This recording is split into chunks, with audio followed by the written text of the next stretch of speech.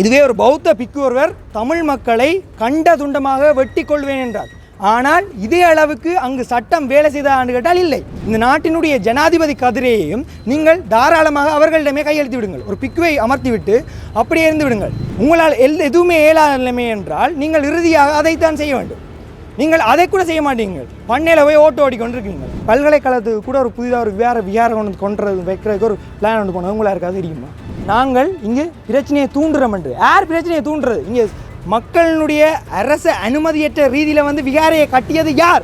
எங்கள்கிட்ட இருக்கக்கூடிய இறுதி ஆயுதம் இது மட்டும்தான். நாங்கள் ஜனநாயக ரீதியெலாம் போராடுறோம். எங்களை ஜனநாயக ரீதியில் போராட விடையிலேண்டா இலங்கை ஒரு ஜனநாயக சோசலிச குடியரசு என்று சொல்லாதீங்க. நேற்று தையீட்டியில் நீங்கள் அனைவரும் அறிந்திருப்பீர்கள், ஒரு மிகப்பெரும் பிரச்சனை நடந்திருக்கின்றது.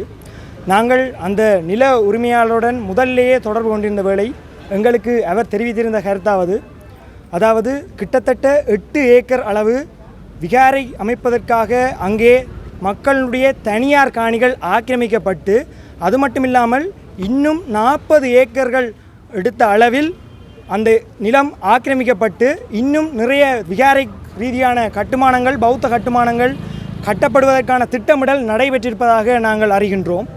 இதிலிருந்து நாங்கள் என்ன விடயத்தினை தெளிவாக எடுத்துக்கொள்ள வேண்டுமென்றால், வடகிழக்கில் வாழ்கிற மக்கள், நீங்கள் யாருக்கு மாறி மாறி வாக்கு செலுத்தினாலும் சரி, இங்கே 2 விடயங்கள் தொடர்ச்சியாக நடந்து கொண்டே இருக்கும். ஒன்று சிங்கள பௌத்தமயமாக்கல், சிங்களைசேஷன் அண்ட் புட்டிசைசேஷன். அடுத்தது புலனாய்வுத்துறையினுடைய பின்தொடர்கை. இது மட்டும் தவறாது தொடர்ச்சியாக யாருக்கு பின்னுக்கும் தொடர்ச்சியாக நடந்து கொண்டே இருக்கும். யாருடைய ஆட்சியிலையுமே தொடர்ச்சியாக நடந்து கொண்டிருக்கும். இந்த மக்களை முற்றுமுழுதாக இந்த அனுர அரசாங்கம் முற்றுமுழுதாக ஏமாற்றி விட்டது என்றே நாங்கள் பார்க்கின்றோம். நேற்றைய சம்பவத்திலே 5 பேர், ஒரு மதகுருமார் உள்ளடங்களாக 5 பேர் கைது செய்யப்பட்டிருக்கின்றார்கள். இது தொடர்பில் இந்த அரசாங்கத்தினுடைய நிலையும் அதிஉச்ச சர்வாதிகார கொடூர போக்கினையே வெளிப்படுத்துகின்றது எங்களிடத்தில். நீங்கள் யாருடைய ஆட்சியை எடுத்து பார்த்தாலும் சரி, இங்கே இவர்கள் இடதுசாரிகள் என்று சொல்வதற்கு எப்போதுமே அருகதையற்றவர்களாக ஆகிவிட்டார்கள் என்பதனை நாங்கள் தெளிவுறுத்துகின்றோம். மக்கள் தொடர்ச்சியாக இன்றைக்கு எந்த ஆட்சி வந்தாலும் தொடர்ச்சியாக ஏமாற்றப்பட்டு கொண்டே வந்து கொண்டிருக்கிறார்கள். உங்களுக்கு தெரிஞ்சிருக்கும், எங்களோட பாராளுமன்ற எம்பி ஒருத்தர் சொல்லிக்கார் தையீட்டு பிரச்சனையை தான் முடிச்சு வைக்கிறேன்ட்டு. ஆனால் உங்களுக்கு தெரிஞ்சிருக்கும், நேற்று தையீட்டில் நடந்த பிரச்சனை எப்படி போனேன்ட்டு. நீங்கள் ஒரு விஷயத்தை தெளிவாக பார்க்கணும். என்னென்னா, இங்கே ஒருத்தர் ஒரு விஷயத்த சொல்கிறாண்டா, இவனுக்கு ஹிஸ்ட்ரி என்ன, இவளுக்கு முன்னால் என்னென்ன செஞ்சுக்கணுன்ற எங்களோட மக்கள் கொஞ்சமாக அனலைஸ் பண்ணி பார்க்கணும். எடுத்தாம்போக்கில் போகக்கூடாது. தெளிவாக சொல்லணும்னா, இந்த தமிழ் தேசியம் ரீதியாக நாங்கள் எங்களோட கட்சிகள்கிட்ட எங்களுக்கு பயங்கரமான விமர்சனங்கள் இருக்குது. பல்கலைக்கழக மாணவர் ஒன்றியத்துக்கு இருக்கின்ற விமர்சனங்கள் மாதிரி யாருக்குமே இல்லை. எல்லா தமிழ் தேசிய கட்சிகளிடத்திலும் எங்களுக்கு விமர்சனங்கள் இருக்குது. நேற்றைய போராட்டத்தில் கூட குறைந்தளவான மக்கள்கள் ஏன் கலந்து கொண்டிருந்தார்கள் என்றால், கடந்த கால இந்த தமிழ் தேசிய கட்சிகளினுடைய செயற்பாடு தான் என்பதில் எங்களுக்கு பல வாரியான விமர்சனங்கள் இருக்குது. ஆனால் என்னதான் விமர்சனம் இருந்தாலும் அது எங்களோட பங்காளி சண்டை, நாங்கள் பார்த்துக்கொள்கிறோம், சரியா? ஆனால் எங்களுடைய மக்கள் பிரதிநிதிகளாக தேர்ந்தெடுக்கப்பட்டவர்களை, மக்களால் தேர்ந்தெடுக்கப்பட்டவர்களை நீங்கள் அரச பயங்கரவாதத்தால் தடுக்கின்றீர்கள் என்றால், காட்டுமிராண்டித்தனமாக அவர்களை கைது செய்கின்றீர்கள் என்றால், உங்களுக்கு எங்கிருந்து அந்த அதிகாரம் வந்தது? இந்த இலங்கை அரசாங்கத்தினுடைய ஒற்றையாட்சி கொடுத்த அதிகாரம்தான் அந்தளவு மட்டுக்கும் வந்திருக்கின்றது. இதுவே சில நாட்களுக்கு முன்னர் உங்களுக்கு தெரிந்திருக்கும், ஒரு சம்பவம் நடந்திருக்கும். இதுவே ஒரு பௌத்த பிக்கு ஒருவர் தமிழ் மக்களை கண்ட துண்டமாக வெட்டி கொள்வேன் என்றார். ஆனால் இதே அளவுக்கு அங்கு சட்டம் வேலை செய்தான்னு கேட்டால் இல்லை. இங்கே சிங்கள மக்களுக்கு ஒரு நியாயமும், பௌத்த துறவைகளுக்கு ஒரு நியாயமும், தமிழ் மக்களுக்கு வேறொரு நியாயம் இழைக்கிற முறையில்தான் இன்றைய இலங்கையினுடைய ஒற்றையாட்சி இருக்கின்றது. மிக தெளிவாக சொல்ல வேண்டுமா என்றால், ஏன் இந்த பல்கலைக்கழக மாணவர்கள் மற்றும் சிவில் சமூக மையங்கள் எதற்காக இந்த ஒற்றையாட்சி அரசியல் அமைப்பை எதிர்க்கின்றோம் என்றால், தொடர்ச்சியாக நாங்கள் இது தமிழ் மக்களுக்கு நியாயமில்லை என்று சொல்கின்றோம் என்றால், அது சிங்கள பௌத்த மேலாதிக்கத்துக்கு அடிபணிந்து கிடப்பதனால் தான் நாங்கள் தொடர்ச்சியாக எதிர்க்கின்றோம். நாங்கள் சொல்லுகின்ற விஷயம் என்னவென்றால், இந்த நாட்டினுடைய ஜனாதிபதி கதிரையையும் நீங்கள் தாராளமாக அவர்களிடமே கையெழுத்து விடுங்கள். ஒரு பிக்குவை அமர்த்தி விட்டு அப்படியே இருந்து விடுங்கள். அது மட்டும் இல்லாமல் நாங்கள் தெளிவாக கேட்குறோம் என்னென்னா, இன்றைக்கு யாழ்ப்பாணத்தில் இந்த வடகிழக்கு மாகாணத்திலேருந்து தெரிவு செய்யப்பட்டு கொண்டிருக்கக்கூடிய எம்பிபி பாராளுமன்ற உறுப்பினர்கள் நீங்கள் என்ன செஞ்சு கொண்டிருக்கிறீங்க? உங்களை என்னத்துக்காக மக்கள் அனுப்பினவர்கள்? இந்த மக்கள் தங்களுடைய பிரச்சனையை நீங்கள் ஏதாவது ஒரு விஷயத்தில் கதைப்பீங்கன்னு தான் உங்களை நம்பி அனுப்பினவங்க. நீங்கள் இதுவரைக்கும் அவங்களோட அரசியல் தீர்வு குறித்து ஏதாவது வாய் திறந்துருக்கிறீங்களா? இல்லாட்டா இந்த பிரச்சனை குறித்து நீங்கள் என்ன நிலைப்பாடு என்று சொல்லிக்கிறீங்களா? தயவு செஞ்சு நாங்கள் சொல்கிறோம் என்னவென்றால், நீங்கள் பாராளுமன்றத்தில் இது தொடர்பாக அரசாங்கம் செயற்பட்டது பிழை என்று சொல்லுங்கள், பிழை என்று சொல்லிவிட்டு பதவி விலகுங்கள், உங்களை மக்கள் போற்றுவார்கள். உங்களால் எதுவுமே இயலாத நிலைமை என்றால் நீங்கள் இறுதியாக அதைத்தான் செய்ய வேண்டும். நீங்கள் அதை கூட செய்ய மாட்டீங்க, பண்ணையில் போய் ஓட்டு ஓடிக்கொண்டிருக்கீங்க. அதுக்கு அவங்களுக்கு பதவி தந்தாங்க. நாங்கள் மக்களை பிரச்சனையை பற்றி கதைக்கிறதுக்கு தானே உங்களுக்கு பதவி தந்துறாங்க. எங்களோட மக்கள் உங்களை நம்பி வாக்களித்ததுக்கு இன்றைக்கு ஐநாவில் எங்களுடைய இனப்பிரச்சனை மூழ்கடிக்கப்பட்டு விட்டது. ஏனென்றால் இன்றைக்கு அநேகமான பெருமையான மக்கள் ஒரு பேரினவாத சக்திக்கு அரசாங்கத்துக்கு வாக்களித்து விட்டார்கள் என்று எங்களுடைய பிரச்சனை நீத்து போகின்ற அளவுக்கு நகர்ந்திருக்கின்றது என்றால் இதற்காகத்தான் இந்த பேரினவாத அரச சக்திகள் வடகிழக்கில் இருக்கக்கூடிய மக்களுடைய வாக்குகளை தொடர்ச்சியாக கைப்பற்றுகின்றார்கள். இது தொடர்பாக எங்களுடைய மக்கள் மனதில் எந்த விதமான புரிதலமற்ற ஒரு அரசியல் தெளிவற்ற ஒரு சமூகத்தினை நாங்கள் உருவாக்கி வைத்திருக்கோம். இதே விட மிக தெளிவாக சொல்லணுமே இருந்தால் இன்றைக்கு அமெரிக்காவை நீங்கள் எடுத்து பார்த்தீங்கன்னா தெரியும், அங்கே டிக்டாக் தடை பண்ணிட்டாங்க. ஏனென்றால் அங்கே முட்டாள்தனமான அறிவு தெளிவற்ற ஒரு அரசியல் தெளிவற்ற ஒரு சிந்தனை தெளிவற்ற ஒரு இளைஞர்கள் யுவதிகள் உருவாகின்றார்கள் என்று சொல்லி தடை செய்து விட்டார்கள். ஆனால் ஏனென்றால் தங்களுடைய அப்படி தெரிவு செய்யப்பட்ட அந்த இளைஞர்களின் யுவதிகளும் பிறகு யாரை தெரிவு செய்வார்கள் என்றால் ஒரு அரசியல் தெளிவற்ற ஒரு தலைமையை தெரிவு செய்வார்கள் என்று சொல்லி அவர்கள் தடை செய்து விட்டார்கள். ஆனால் இன்றைக்கு எங்களுடைய இளம் சமுதாயத்தை எடுத்து பாருங்கள், அந்த தையீட்டிலேருந்து போராடுறாங்களே அவங்களுக்கு நிறைய விமர்சனங்கள் இருக்குது. ஆனால் அவங்கள யாருக்காண்டி போராடுறவங்க எல்லாரும் இதில் நிற்கிறாங்க, இவ்வளோ படிக்கங்கள் இவங்களெல்லாம் யாருக்காண்டி போராடுறாங்க? இன்றைக்கு தையீட்டில் நடக்குன்னா நாளைக்கு அது தெல்லிப்பளையில் நடக்கும், யாழ்ப்பாணத்தில் நடக்கும், வேலையில் நடக்கும், கொக்கில் நடக்குமே. பல்கலைக்கழகத்துக்கு கூட ஒரு புதிதாக ஒரு விகாரம் கொண்டு வைக்கிறதுக்கு ஒரு பிளான் போனது உங்களாக இருக்காது தெரியுமா?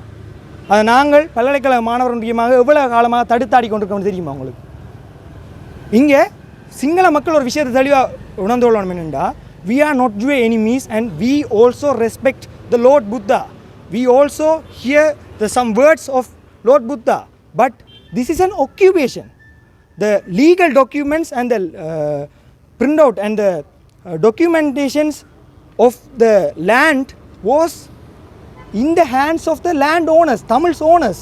But you occupied their land without any legal documents or legal evidence. இதில் தெளிவாக சொல்ல வேண்டிய விஷயம் என்றால், நேற்றைக்கு தையீட்டிக்கு போன தேர்ந்தெடுக்கப்பட்ட இந்த பாராளுமன்ற உறுப்பினர், நான் நேரே பேரை சொல்கிறேன், அர்ச்சனா ராமநாதன் என்று சொல்கிறார்.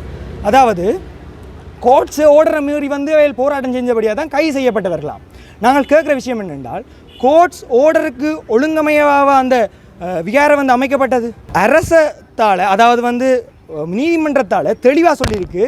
அதாவது இது சட்ட விரோதமான ஒரு கட்டுமானம் என்று சொல்லி அந்த கட்டுமானத்தை எதிர்த்து வலிவடக்கு பிரதேச சபை உறுப்பினர்கள் இது சட்ட விரோதத்துக்கு எதிரான கட்டுமானம்னு சொல்லி ஒரு போர்ட் வைக்க பார்த்துருக்கணும். அந்த போர்ட் வைக்கிற இடத்துல அங்கே ஒரு பிரச்சனை நடந்ததுக்கு என்னென்னா, இதுதான் பிரச்சனை.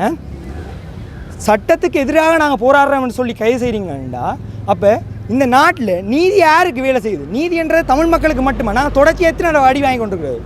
2009 யுத்தத்துலேயும் நாங்கள் அடி வாங்கி கொண்டிருக்கோம். அதுக்கப்புறம் நீங்கள் வெவ்வேறு வகையாக ஆக்கிரமிப்புகளை கொண்டாடுங்கள்.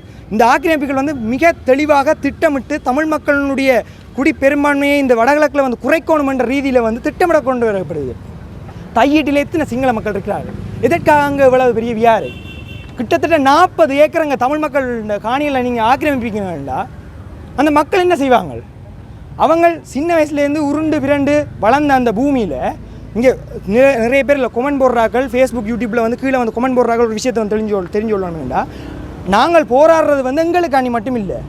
இன்றைக்கு பல்கலைக்கழக மாணவரியத்தில் நான் இருக்கேன், நாளைக்கு இன்னொருத்தன் இருப்பாங்க, எங்களோட பேர் மறந்து போயிடும்.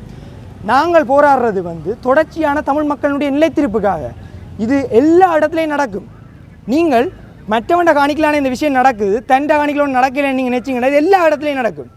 அதை விட மிக முக்கியமாக சொல்கிறோம் என்னென்னா, நாங்கள் மதகுருமார்களை மட்டும் பெரிதாக பார்க்கவில்லை. ஆனால் பௌத்த மதகுருமார்களுக்கு இவ்வளவு பெரிய மரியாதை கொடுத்து கொண்டு இந்து மத குருமார்கள் போராடவே அதை இவ்வளவு காட்டுமிராண்டித்தனமாக மிலேச்சத்தனமாக நீங்கள் நடக்கிறீங்கன்னா எவ்வளவு தூரம் இந்த நாட்டில் நீதி ஒரு சிங்கள பெரும்பான்மை இனத்தின் கையில் மட்டும் இருக்குது. இந்த தமிழ் மக்கள் என்ன பாவம் செஞ்சவங்க எவ்வளோ காலமாக தொடர்ச்சியாக அடி வாங்கி கொண்டிருக்கிறாங்க. நாங்கள் இதை கேட்டு ஜனநாயக ரீதியில் democratically we are protesting. But நாங்கள் டெமோக்ராட்டிக்கலாக ப்ரொட்டஸ்ட் பண்ணாலும் அதை நீங்கள் எப்படி சொல்கிறீங்கள்? நாங்கள் இங்கே பிரச்சனையை தூண்டுறோம் என்று. யார் பிரச்சனையை தூண்டுறது? இங்கே மக்களுடைய அரசு அனுமதியற்ற ரீதியில் விகாரையை கட்டியது யார்? இந்த கேள்விகளை ஏன் எதற்காக எங்களுடைய பல்கலைக்கழகத்தில் படித்து கொண்டிருக்கக்கூடிய கல்விமான்கள் நேரடியாக சொல்கிறேன்.